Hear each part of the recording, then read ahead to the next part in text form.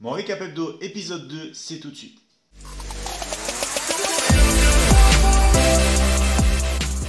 Bonjour à tous et bienvenue, c'est Jérémy Delsol, trader pour compte propre et formateur. J'espère que vous allez bien, que votre semaine s'est très bien passée. Je vais vous partager ce qu'a été ma semaine en trading tout de suite.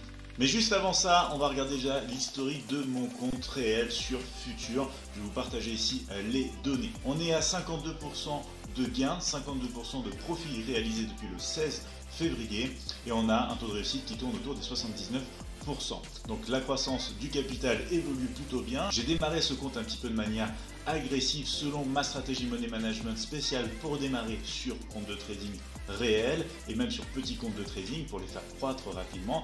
Puis au fur et à mesure, je vais être de moins en moins risqué. Je suis déjà ici un peu plus en mode conservateur aussi, donc c'est pour ça qu'on a une croissance qui continue bien sûr, mais qui derrière est moins agressive qu'au début, puisque je vais commencer à être un peu plus conservateur selon la volatilité des marchés. On a récemment eu pas mal de volatilité, donc j'ai fait attention à ça.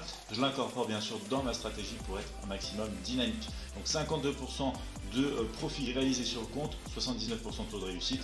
On va voir du coup la semaine prochaine, le mois prochain, comment ça va continuer d'évoluer. Je vous propose maintenant de passer directement au récap de ma semaine. Alors cette semaine, il n'y a eu que 4 trades, pareil, du qualitatif, pas du quantitatif. J'arrive à 75% de taux de réussite. J'ai tradé de la tendance, j'ai tradé aussi du range. Je vais vous montrer quelques exemples dans le reste de cette vidéo. Alors il faut savoir que quand je vous fais le récap de cette semaine, c'est une semaine de trading qui compte que 8 heures de travail.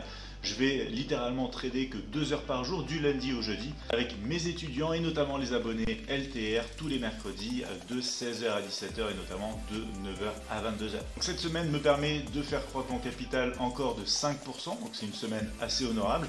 On va voir aussi la semaine prochaine comment ça évolue aussi en termes de volatilité. Je vais vous montrer de manière concrète sur les graphiques à quoi ça a ressemblé de trader cette semaine pour moi la tendance et notamment les ranges. Donc voilà, cette semaine 8 heures de travail pour 5% de croissance de mon capital. Je vais maintenant vous montrer quelques exemples de positions que j'ai pris cette semaine. Vous allez voir qu'il y a des exemples de positions sur MetaTrader 4 quand je trade les contrats CFD du DO et du Nasdaq, mais également sur la plateforme NT8 quand je trade les contrats futurs du micro Nasdaq.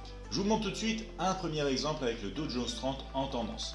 Cet exemple, il est en tendance, pourquoi? Parce qu'on a l'histogramme en bas qui est en rouge, donc c'est une tendance baissière selon mon système et ma méthode de trading.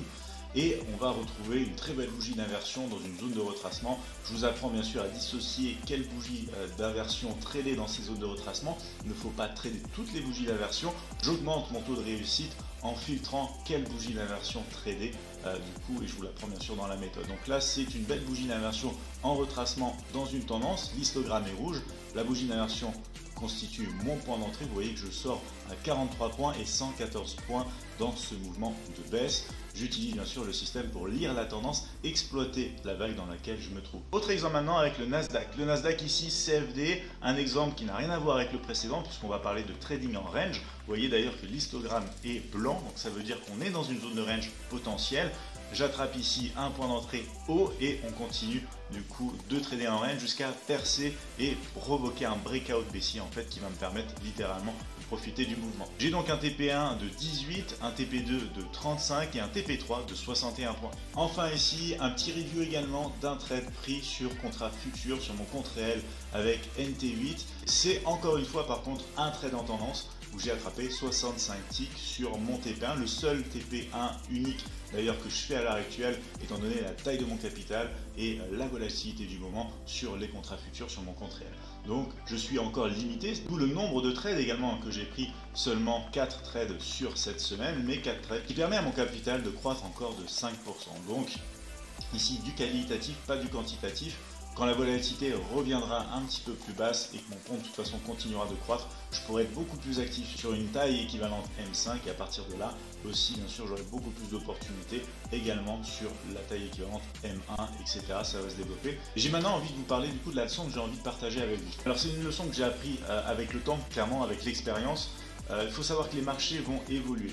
Je vous le dis très souvent, ça monte, ça descend, ça range, le marché va ne faire que cela. Par contre, la volatilité va croître et décroître. À partir de là, vous aurez par séance des fois énormément d'opportunités et d'autres fois très peu. Il faut savoir que l'être humain est conçu pour avoir une mémoire qui qui se base sur les événements récents. Donc on va avoir tendance à ne retenir que ce qui s'est passé récemment.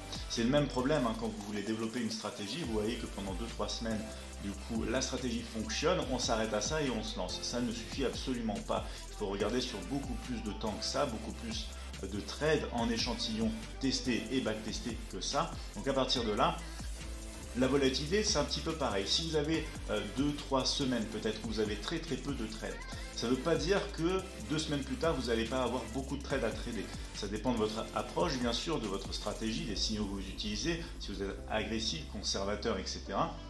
Moi, je me considère ni agressif ni ultra conservateur. Je me considère un petit peu entre les deux.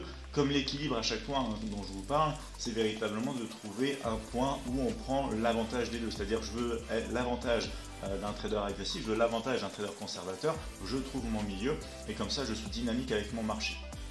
Donc là, typiquement, en ce moment, très peu de trades, mais des excellents trades pris. Donc, à partir de là, je sais que de toute façon, je suis mon plan de trading, je ne change pas parce que je sais que les marchés évoluent en termes de volatilité, ce qui se retrouve dans le nombre de trades qu'on va prendre et également le risque qu'on est prêt à associer à chacun de ces trades.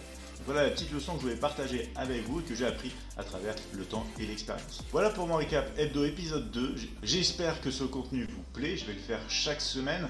Je trade au quotidien bien sûr avec mes étudiants, mais je veux partager ça avec vous aussi pour que vous voyez qu'est-ce que c'est que d'avoir une stratégie qu'on met en place, qu'on respecte dans le temps et comment ça évolue de manière concrète et très réaliste bien évidemment. Sachez que tous les abonnés LTR sont live avec moi également tous les mercredis, l'après-midi et le soir. Donc même quand vous ne prenez pas la formation, vous avez accès à 2 lives. Donc vous pouvez déjà avoir une petite idée de comment je vais interpréter et du coup utiliser mon système pour prendre des positions sur les marchés. Je vais vous souhaiter un excellent week-end et bien sûr une excellente semaine de trading pour la semaine prochaine. Je vous refais le récap, on se retrouve très bientôt. D'ici là, je suis disponible bien sûr sur les réseaux. N'hésitez pas si vous avez des messages à mettre en commentaire. Partagez, likez si vous aimez ce contenu. Et en tout cas, je vous dis à très vite en live, que ce soit sur YouTube ou que ce soit du coup très prochainement peut-être ensemble dans les lives LTR.